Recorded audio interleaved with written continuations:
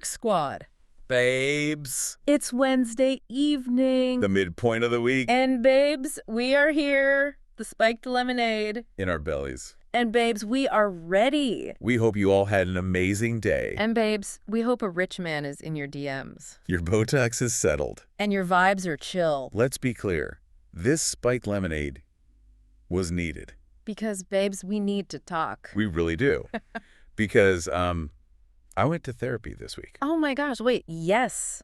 I am so proud of you. Thank you. And babes, let me tell you, therapy is a lot of work. It is exhausting. Like literally just taking that first step is massive. Tell me everything. How is the process of actually getting into the room? Well, it's exhausting, honestly. I mean, we really need to talk about the sheer friction of the healthcare system first. Oh, totally. Finding a therapist is a nightmare. It is literally like dating, but you have to pay them. Mm-hmm. And you're the only one crying on the first date. Yeah, you're just scrolling through these endless online directories. Exactly. Reading these carefully curated bios, trying to figure out if someone's specific, therapeutic modality matches your specific flavor of trauma. And then you finally sit down with a complete stranger. Right. You look at their perfectly neutral cardigan and just spill. It is so incredibly awkward.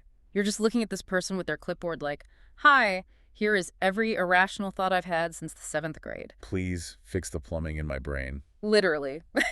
But I have to ask, knowing you, did you actually let your guard down, or did you just try to, psychoanalyze the therapist? You know me entirely too well, babe. I was highly guarded at first. I was sitting there trying to reverse engineer the mechanics of the session. Of course you were. You can't help yourself. I found myself tracking her eye movements, analyzing the specific cadence of her voice. I was like, okay, she just deployed active listening. Oh my God. Now she's utilizing a non-directive prompt to make me fill the silence.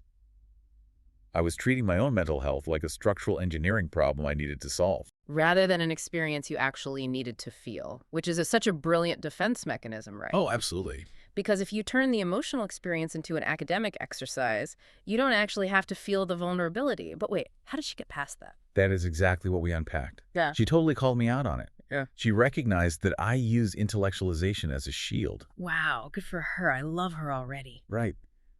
We talked about how I use intense analysis, whether it's dissecting the structural integrity of a recipe or aggressively overanalyzing reality TV. Which we do for a living. Exactly. But I use it to avoid sitting with my own immediate reality. By turning everything into a data set, I basically create a buffer between myself and my actual emotions. Babe, that is so profound. Because we all do that, don't we? We really do. We use pop culture or Snark or relentless productivity to build this, scaffolding around our feelings. But scaffolding isn't a foundation. No, it's not. It was a very humbling realization. Honestly, recognizing the wall is the very first step to tearing it down. You are doing the work, and I am obsessed with this journey for you. Thank you, bestie. It was a heavy session, but a necessary one. We have to look at the mechanics of our own minds if we ever want to change them. Real talk, babes, we support healthy queens. So take care of yourselves. Mental health check. Normalize it. Period. Normalize it entirely. But speaking of building questionable structural foundations and avoiding reality, we need to talk about last night. Oh, God. The spiral. Because, babes, we were on TikTok, spiraling, as one does. The algorithm really had us by the throat. It identified our vulnerability to comfort food. And it perfectly targeted us at our weakest hour. And we saw what we thought was the most delicious recipe, marry me chicken lasagna. I still haven't recovered from the sheer chaos that followed that video. Yeah. We literally finished recording, looked at each other, and just absolutely sprinted to Trader Joe's. We ran. The frantic energy. I felt like we were on supermarket sweep. It was a completely unhinged decision driven entirely by dopamine. But here's the thing about a Tuesday night Trader Joe's run. It is a sociological experiment in human desperation. It is famously the worst time to go. The store layout is already designed to funnel you through tight spaces to maximize impulse buys. And on a Tuesday night, it's a battleground. We were dodging people in the aisles like we're in a high-stakes action movie. I had to aggressively maneuver around a woman deeply analyzing the nutritional content of garlic hummus just to secure the heavy cream. And the sun-dried tomatoes? I thought you were going to throw an elbow near the olive bar. I almost did, but we secured the bag, and today we both made it. We did. The messy kitchens were a reality. My stovetop looks like a dairy explosion. And babes, we have to tell you everything. How it turned out, what worked, what didn't, Was it worth it? Let's look at the culinary data. Because personally, I need to defend this recipe immediately. I am absolutely obsessed. I was emotionally moved by this meal. Emotionally moved. Yes. The cheese to chicken ratio. It healed something deep inside my soul. Let's hold on the emotion for a second. I'm going to have to rank this significantly lower than you. What? Why? Because I'm critiquing the structural integrity of the lasagna, and frankly, it failed on a mechanical level. Failed. Babe, it tasted like a warm, garlic-infused hug. How can you say it failed? The flavor profile was strong, I will concede that. The acidity of the sun-dried tomatoes gave it that tangy kick it needed to cut through the high-fat content. Right, it was perfectly balanced. It created a necessary balance on the palate, sure. But structurally, it was a disaster. It completely fell apart on the plate. It lacked architectural fortitude. Okay, Mr. Culinary Scientist, explain to me exactly why it lacked architectural fortitude, because mine was a bit messy, but I thought that was just the vibe. It comes down to the mechanics of the binder. Traditional lasagna uses ricotta cheese and eggs. The egg proteins coagulate when heated. Oh my God, here we go with the science. It's important. It creates a solid matrix that binds the pasta layers together. This version relies entirely on a bechamel-style cream sauce. Which is delicious. Delicious, but heavy cream doesn't coagulate the same way an egg does. When you cut into it, there is nothing holding the pasta sheets to the chicken. Who cares? Plus, the high acidity of those sun-dried tomatoes actually starts to break down the dairy emulsion. So you end up with a structurally compromised landslide of pasta. You see, this is exactly what your therapist was talking about. You are intellectualizing the lasagna. I am observing the physics of the dish. You are analyzing protein coagulation instead of just letting the cream sauce comfort you. Who cares if it slides apart on the plate? I care. I had to scrub caramelized Parmesan off my favorite baking dish. You just scoop it up with a piece of garlic bread and let the serotonin wash over you. I am giving it a 10 out of 10 for emotional healing alone. I'm leaning towards a solid maybe. It was an okay Tuesday dinner. Well, whatever. Go ahead and pour another glass of that spiked lemonade, babe. Because if we are talking about structural integrity completely falling apart. Oh, I see the transition. If we are talking about systems that lack foundations, emotional avoidance, and absolute chaos, we have a mission today. We really do. We are unpacking the cozy romance chaos, the unhinged decisions, and the absolute delusion of this small town. We are going deep into the Virgin River Season 7 finale, Episode 10, David and Goliath. Snark Squad, brace yourselves, because the writers of this show, they woke up and chose violence. They chose absolute chaos. We need to talk about Mel and Jack. The trauma dump that this show continually inflicts on these two beautiful people is actually starting to feel like a targeted attack. It is relentless. Let's lay out the facts systematically. Mel and Jack sit down with Marley and Eamon. Such a sweet, heartbreaking scene. And Marley and Eamon officially decide to give their baby to Mel and Jack. They are young. They understand the socioeconomic realities of their situation. Right. They know Mel and Jack can provide a deeply stable environment. Exactly. And they decide they are moving to Sacramento to start fresh. Which, first of all, bless them. And they ask for no updates for a while so they can heal. That boundary is so deeply heartbreaking, but so incredibly mature. Right. From a psychological standpoint, they recognize that constant updates would prevent them from grieving the adoption properly. So Mel and Jack are finally officially going to be parents. They get the baby. We should be celebrating. I was ready to pop champagne. But this is Virgin River. Nobody gets to pop champagne without a natural disaster, a drug cartel shootout, or a massive medical emergency ruining the toast. Exactly. So we are at the Founders Day event. Hope is doing her little historical play, The Town is Gathered. A classic setting for a disaster. And suddenly, Marley can't breathe. She's having severe, crushing stomach pains. Mel immediately kicks into midwife mode, rushes her to the clinic. And what do they find?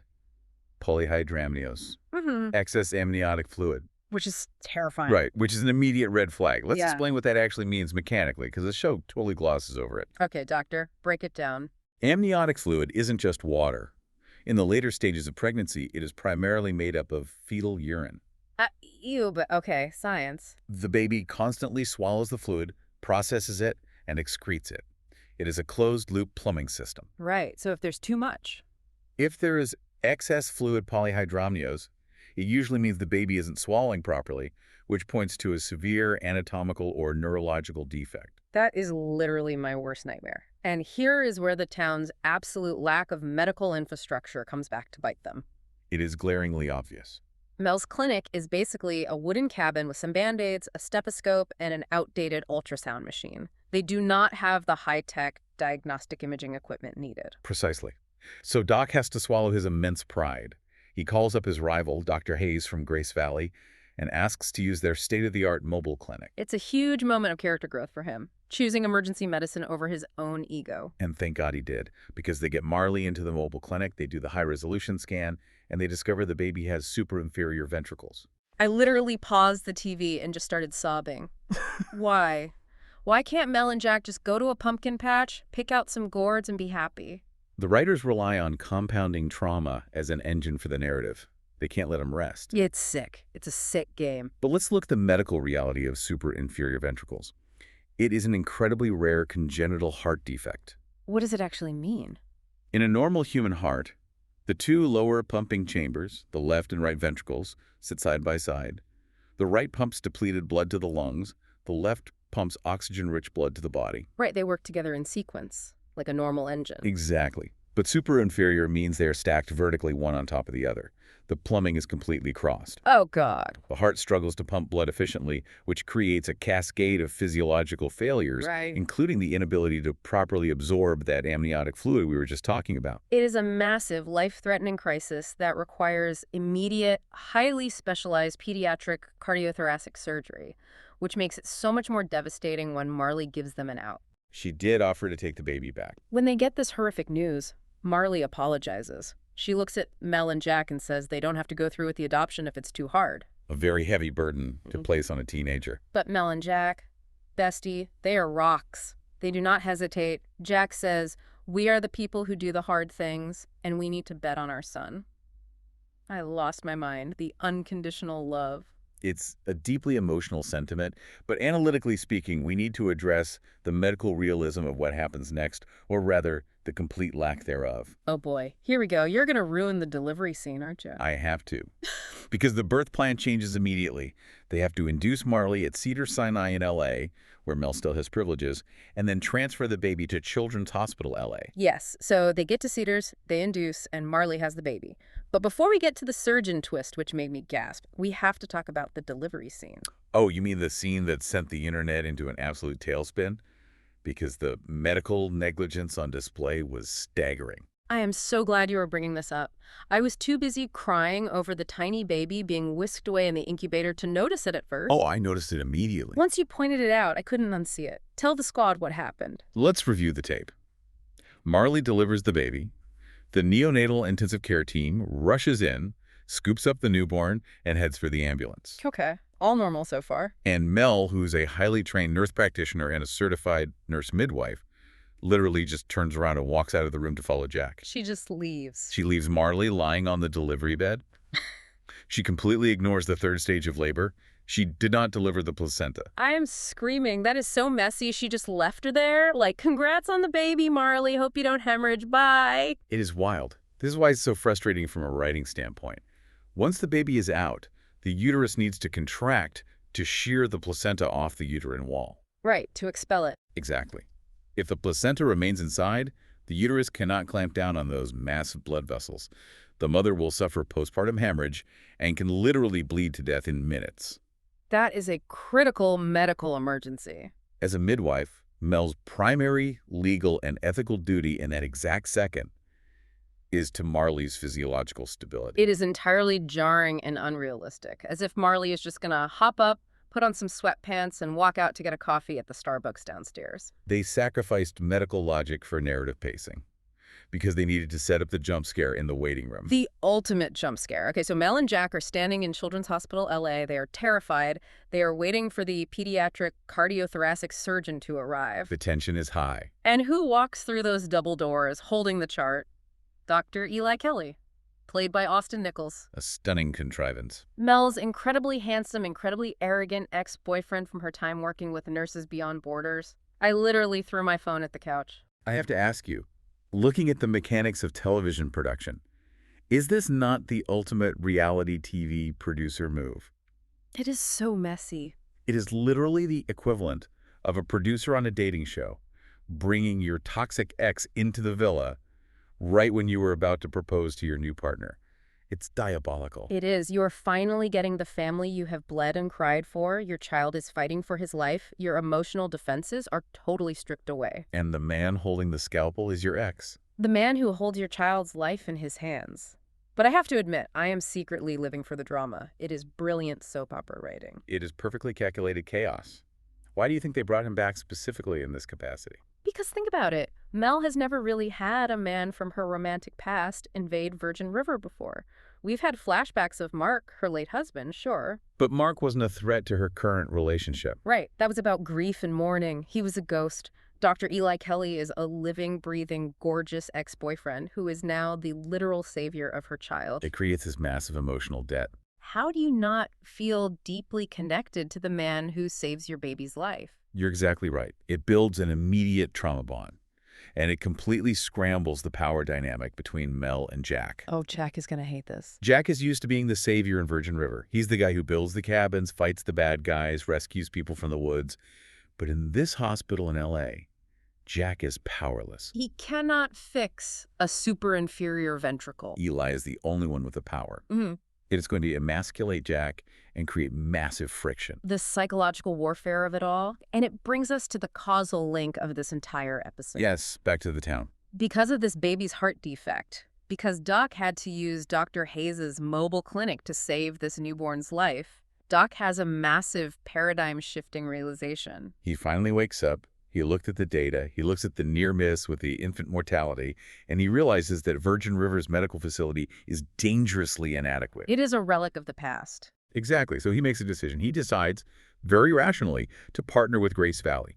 He is going to merge resources for the greater good of the community. Which is completely logical, Yeah. but unfortunately he is married to Hope.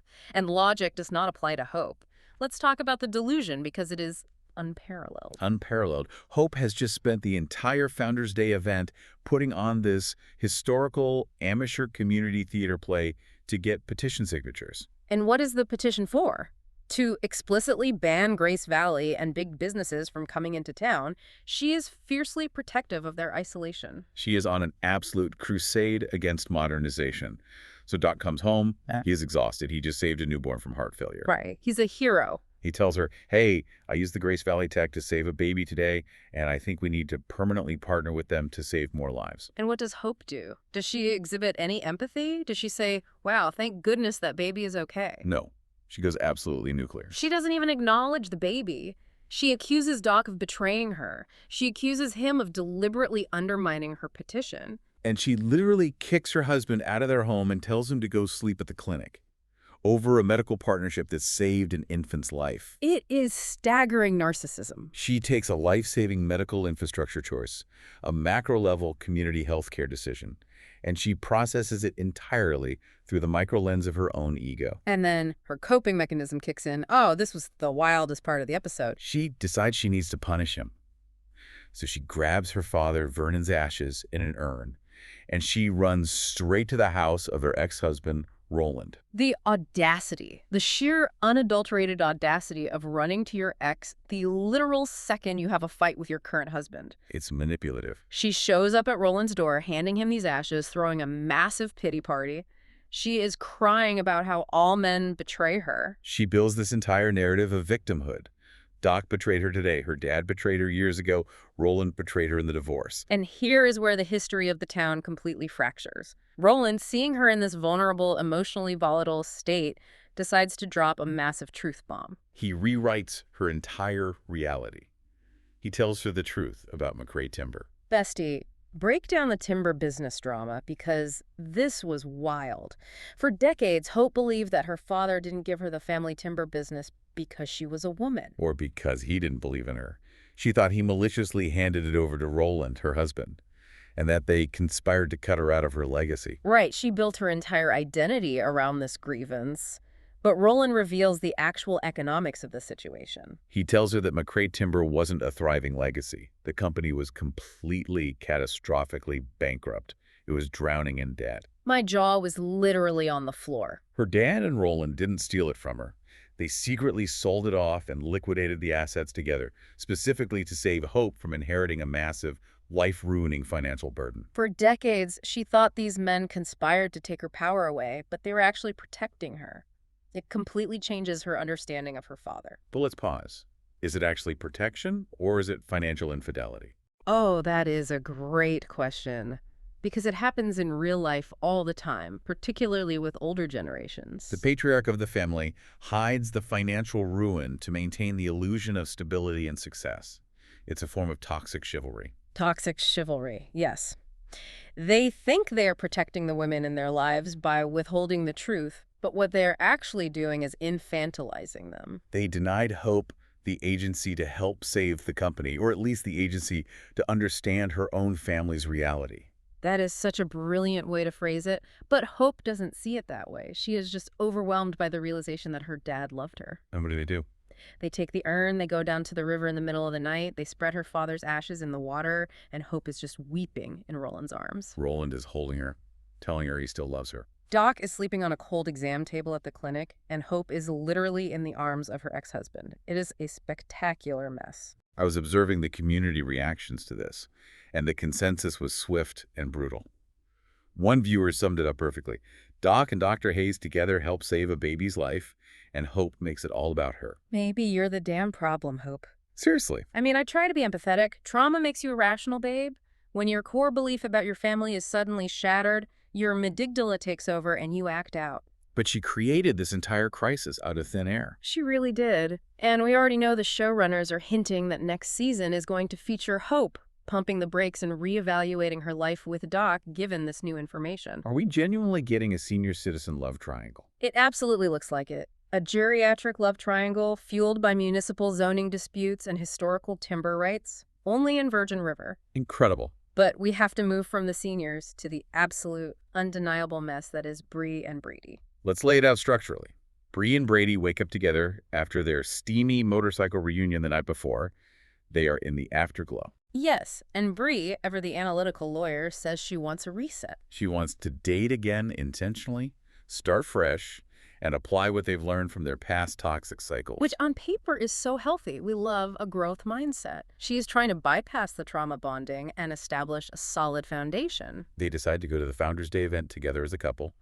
Mel and Jack walk in on them in the morning, which is hilarious, and they basically accidentally hard launch their relationship. They are back! Our star-crossed lovers have finally communicated and found their way back to each other. I was so happy for them. They are back for approximately 5 minutes of screen time. Don't remind me. Because the writers of this show operate on a strict quota of suffering. They cannot allow joy to exist for more than a single scene. Not a single drop of joy. Brady is riding his motorcycle later that night. He is going to make Bree dinner. The camera is lingering on his face. He is smiling. He is actively reminiscing about how much he loves her. The wind is blowing through his hair. And if you have ever watched television in your life, you know that a character smiling peacefully on a motorcycle at night is a dead man walking. The visual language of impending doom. Exactly. Out of nowhere, he comes around a bend, and a massive truck at a construction site is blocking the road. He swerves, he crashes horribly. The light goes down. He goes rolling violently across the pavement. And the credits roll. I was screaming at my television. They just got their happy ending. Why? Okay, let's take a breath and look at this analytically. Let's talk about the mechanics of television writing and the concept of plot armor. He doesn't have armor. He's wearing a leather jacket. Brady has massive plot armor. He is an original core character whose entire arc is built around redemption.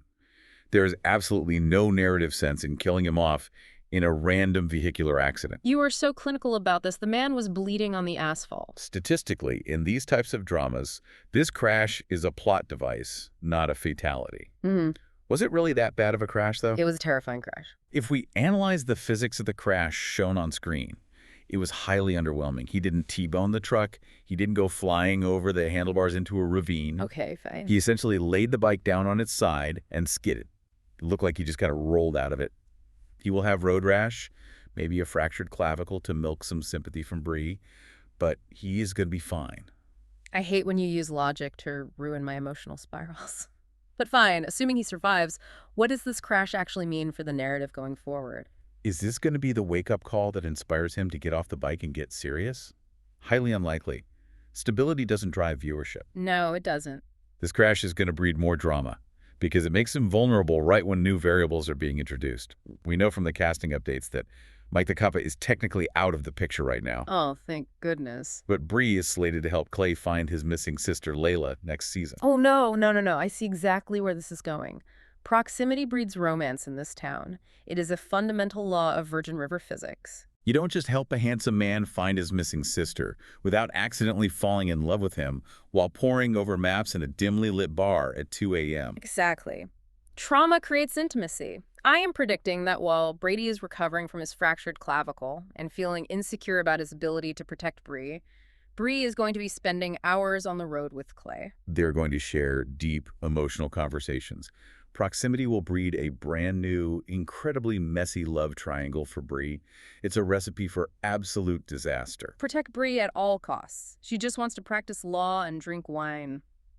Okay, before we get to our segment debates, we have to touch on the side quests and loose ends because the town was incredibly busy. First of all, Preacher's Bar Tab. This is a fascinating subplot about the mechanics of small business. Preacher is holding the buyout agreement for Jack's bar. Jack actually drafted the paperwork and gave it to him, fully supporting Preacher leaving to start his own high-end fine dining restaurant. It's a massive opportunity for Preacher to elevate his culinary career. But Preacher is hesitating. He is staring at the paperwork. He hasn't signed it yet, which makes absolutely no sense. Why is Jack so willing to let Preacher walk?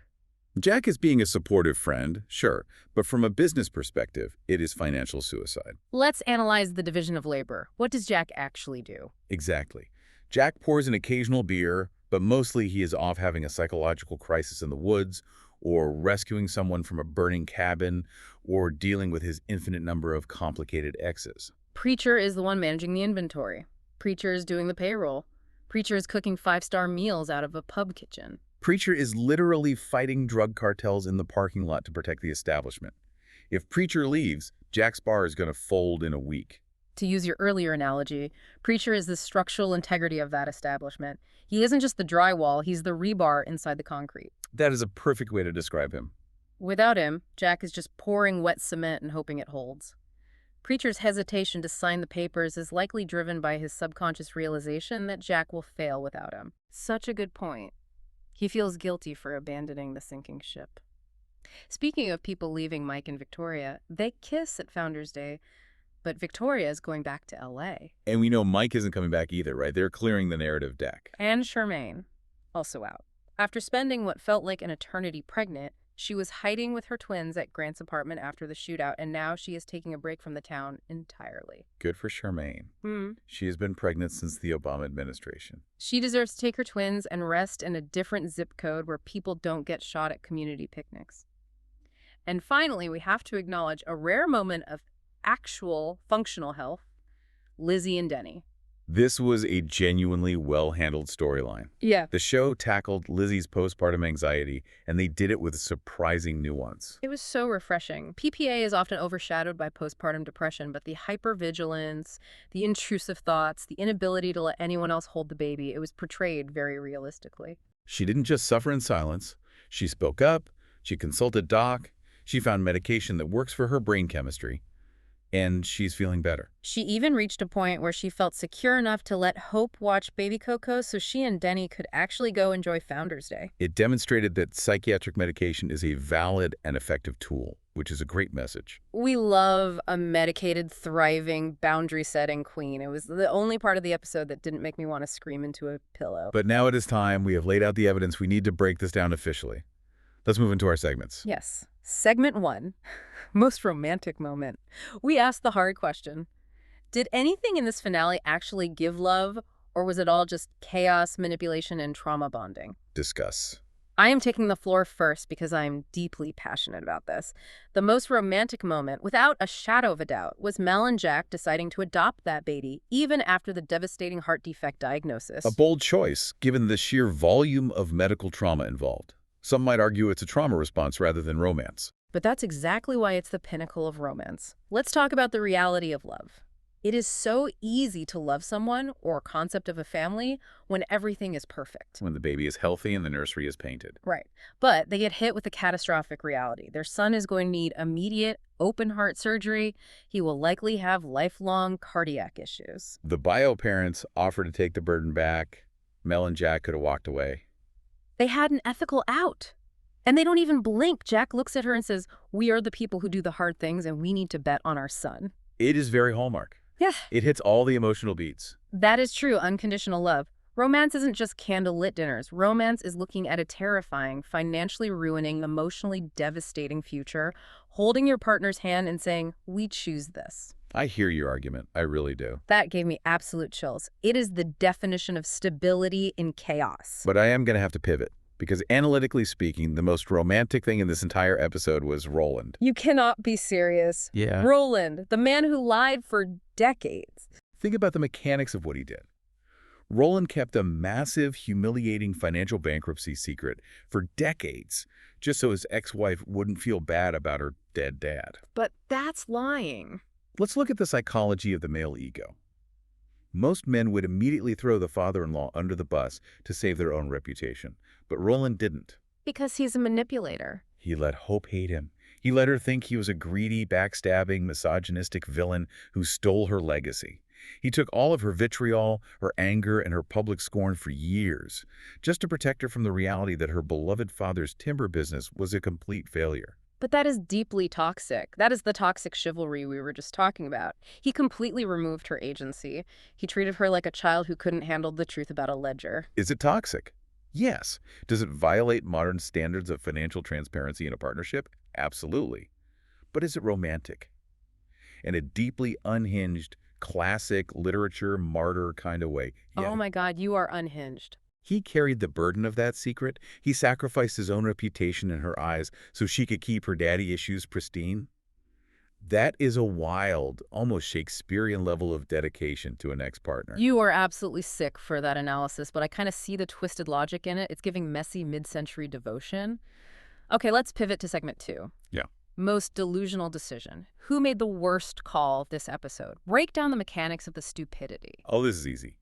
And I am analytically breaking down Hope's decision to banish Doc to the clinic. It is the absolute pinnacle of delusion. Please state your advice. Look at the undeniable facts of the situation.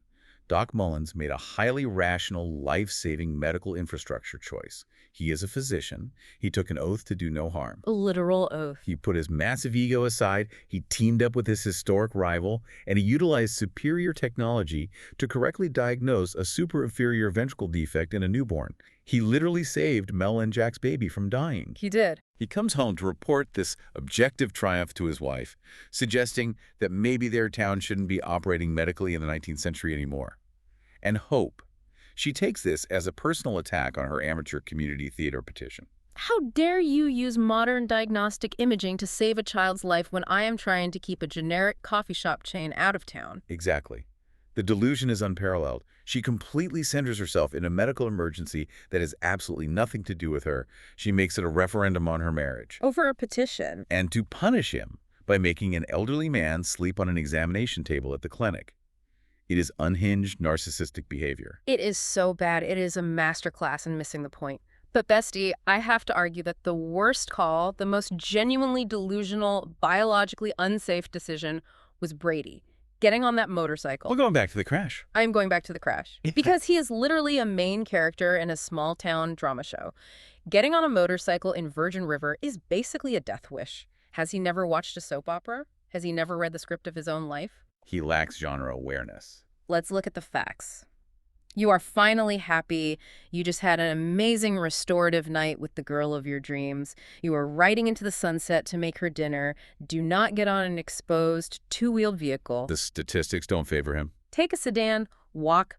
Call an Uber if Virgin River even has cellular service. The vehicular mortality rate in this town is astronomical. Getting on that bike was pure, unadulterated hubris. I mean, statistically speaking, the vehicular accident rate in romantic dramas spikes by 400% right after a couple declares their undying love. It's a known narrative phenomenon. He really should have checked the historical data before turning the ignition. Precisely. He brought it on himself. Okay, segment 3. Character you ride for. Who are you defending no matter what they do, no matter how messy they get? I will take the analytical defense here. I am firmly riding for Doc Mullins. Really? Even after the Hope drama? You don't think he could have communicated better? I am riding for him, especially because of the Hope drama. Doc is the only functioning adult in the room in this entire town. Let's look at the baseline behavior of the population. Okay. Everyone else is having emotional meltdowns, getting into motorcycle crashes, running illegal drug operations in the woods, or adopting babies with surprise ex-boyfriend pediatric surgeons. It's chaos. It is a circus. And in the middle of it all, Doc is just trying to do his job.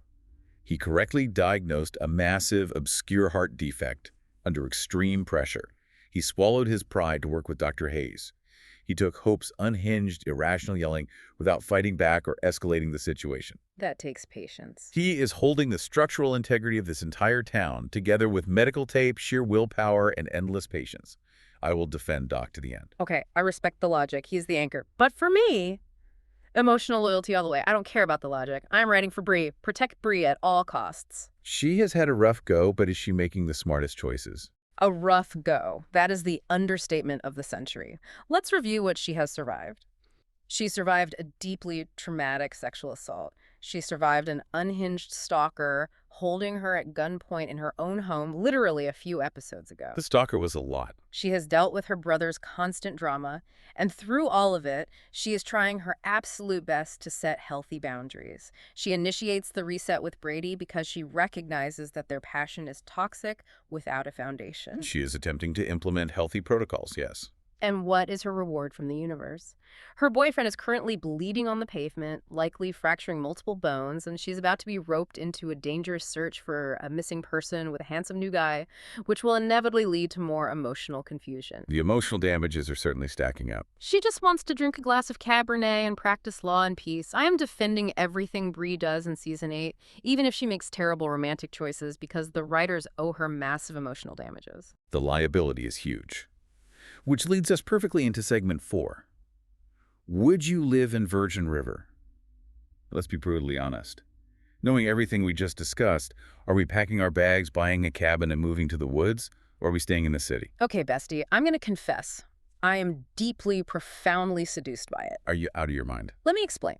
The aesthetic appeal is overwhelming. The sweeping river views, the towering pine trees, the spiked cider at Jack's bar by the roaring fireplace. Okay, the aesthetics are fine. The fact that everyone walks around in these gorgeous, expensive, chunky knit sweaters, perfectly styled for fall, the lumberjacks, the sense of community. When you live in a loud, anonymous city, there is a part of the human psyche that just begs to pack a bag, buy a cabin with a wraparound porch, and just gossip at the local bakery all day. I hear the aesthetic appeal. I understand the psychological draw of the cottagecore fantasy, but I have to hit back with the empirical stats. Here come the stats. I am staying in the city, absolutely locking my doors and never looking back. Why? Where is your sense of adventure? Look at the mortality and crime rates. Look at the data. There are literal, heavily armed drug cartels operating in the immediate surrounding woods. There are constant kidnappings. There are unhinged stalkers holding people at gunpoint in their living rooms. Well, every town has its quirks. Vehicular accidents occur at a terrifying frequency. Yeah. And let's revisit the medical infrastructure.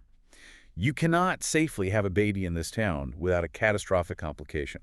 If you get a paper cut or fall off your porch, you have to hope Doc Mullins isn't busy fighting with his wife or consulting with a rival town. Because the clinic is tiny. Because the medical facility is a literal wooden cabin with zero modern diagnostic tools.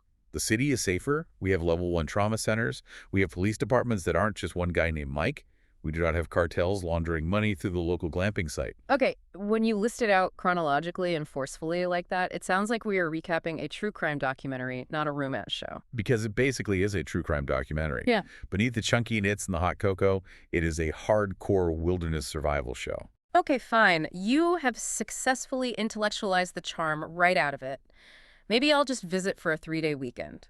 I'll stay at a highly rated bed and breakfast, flirt with a rugged bartender, drink some cider, and leave immediately before the cartel acts up or someone requires emergency surgery. A very wise, risk-averse choice. Well, babes, that brings us to the end of our midweek reset. We laughed, we yelled at the TV, we survived the TikTok cooking chaos, and we unpacked some deep psychological truths. We truly did. We brought it full circle. From my therapy, reflections on how we use analysis as an avoidance tactic, to the failed structural integrity of our lasagna, to the spiked lemonade vibes that got us through the absolute, unmitigated mess that was the Virgin River finale. We want to hear from you, Snark Squad. Hop into the comments right now. Address these questions for us. Have you tried therapy, and how was it? Do you agree that it's exhausting to find the right person, or are you loving the breakthroughs? And honestly, I need to know, would you make the Marry Me chicken lasagna? Are you prioritizing the emotional flavor profile? Or do you care about the structural integrity falling apart on your plate? Let me know I'm not crazy for wanting my pasta to hold its shape. And babes, are you living in Virgin River or visiting only? Are you braving the cartels and the lack of an MRI machine just for the chunky knits in the community? Let us know. But before we go, I want to leave you with a final provocative thought, something to chew on that we didn't fully unpack yet. Let's look at the future mechanics of this show, Hit us with it. with Dr. Eli Kelly back in the picture, standing over Mel and Jack's baby in that LA hospital. Will Mel actually be tempted by her past?